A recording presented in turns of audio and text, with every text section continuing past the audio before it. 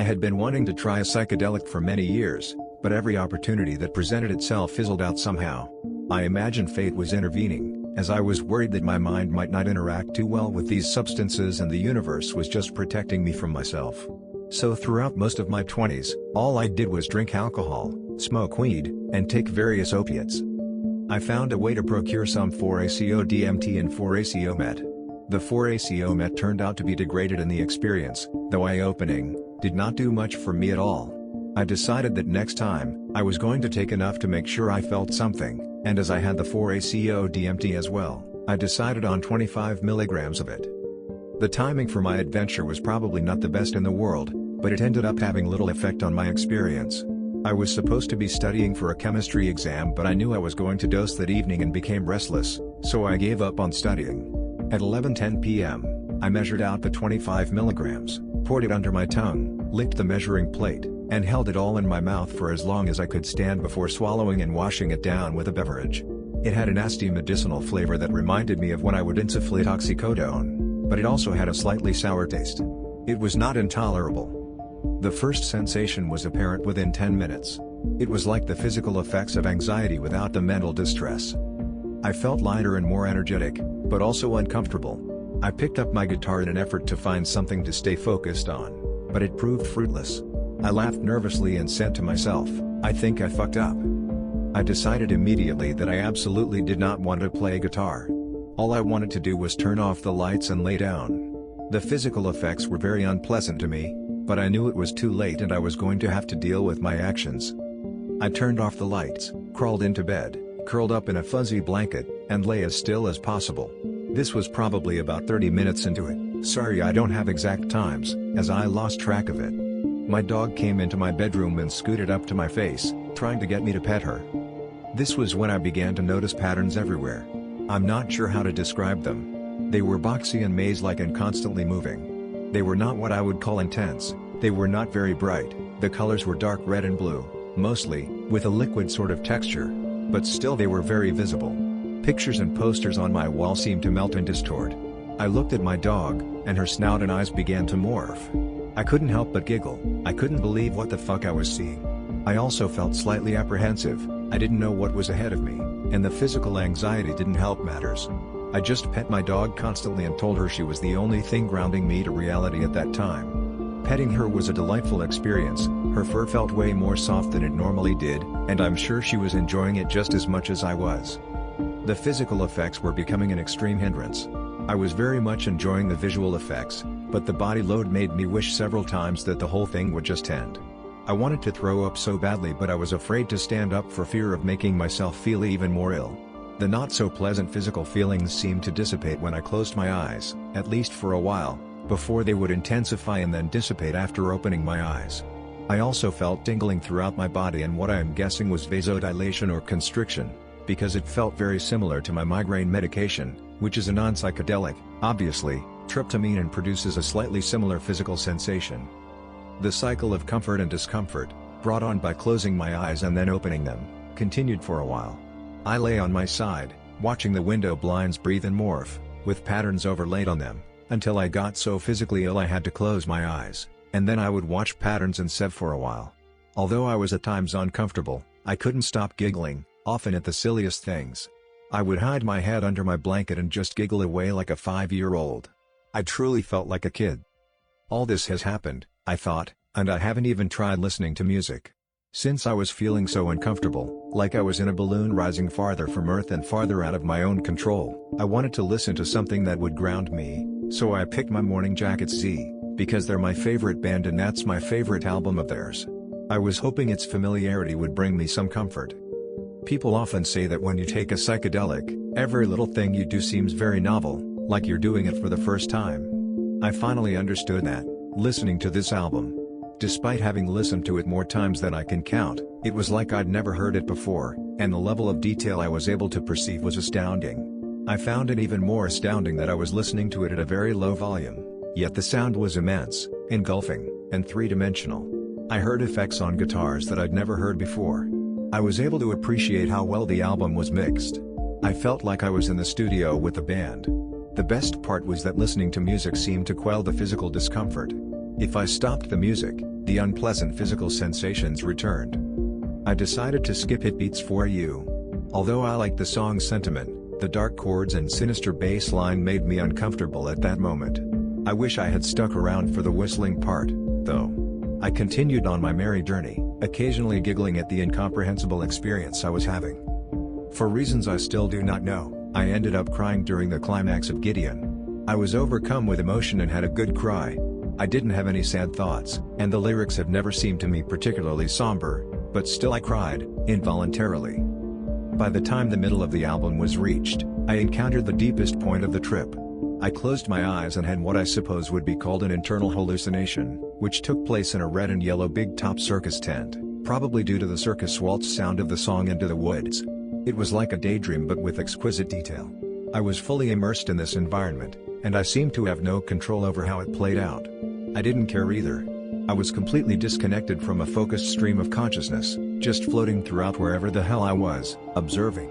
Nothing of import happened in the tent. I just listened to the music and watched Jim James sing beneath the big top, delighting in the seemingly surround sound quality of the glissando from the pedal steel. The next part is hard to describe, because I was basically a vegetable and not very aware of me.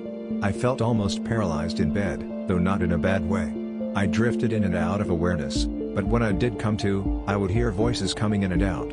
The timbre of their voices indicated to me that they were African. I can't remember what language they were speaking. I was too off my tits to tell, so I had no idea what the hell they were saying or talking about. It seemed as if there was no me there to care or not care about it. I heard, but I wasn't listening, if that makes sense. However, the fact that I remember this, albeit faintly, indicates I didn't experience any sort of ego loss. My consciousness was just detached, or it felt detached. Like it decided to switch itself off and just let me be for a while. Suddenly, it felt like someone pulled a lever, and the power levels began to plummet. I gradually became more lucid and in my body. I almost felt normal enough to get up.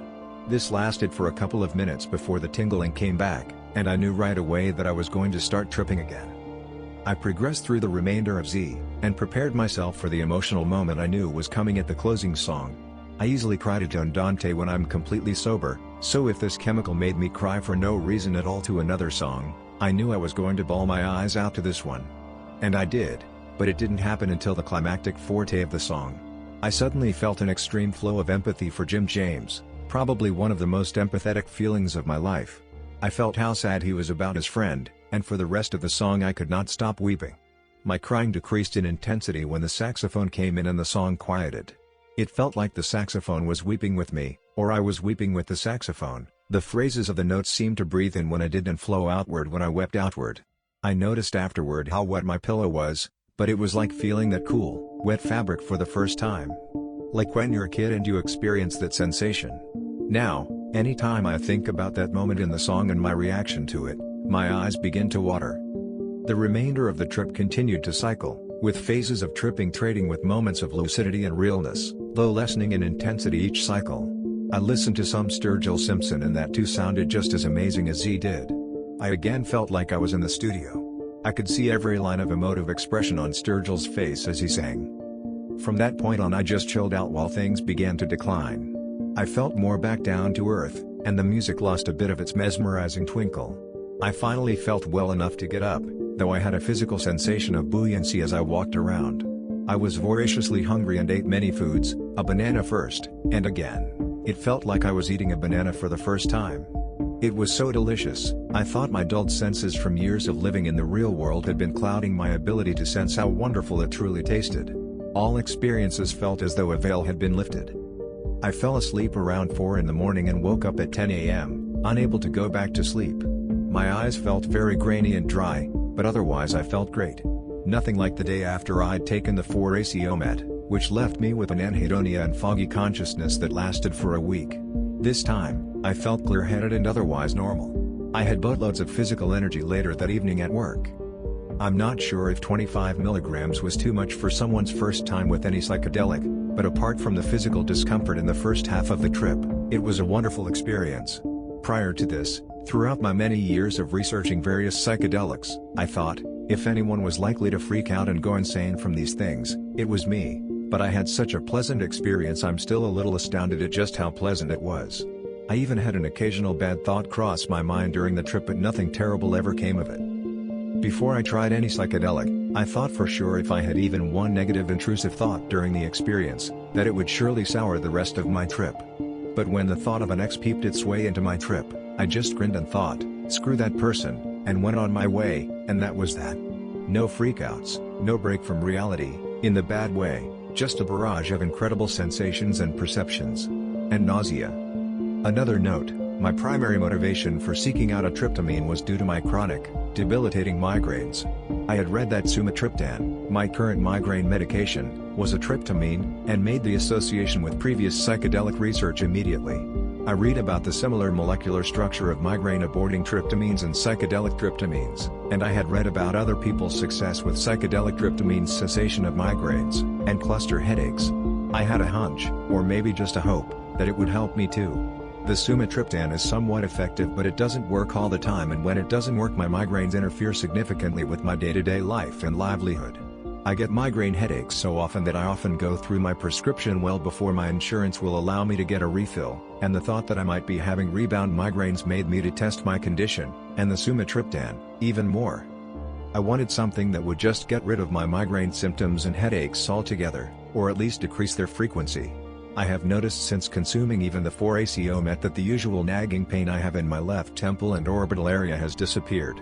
Sometimes that nagging pain would turn into a full-blown migraine, sometimes it would just stay a nagging pain, but it is gone, for the time being, and I am beginning to think it is due to the psychedelic tryptamines.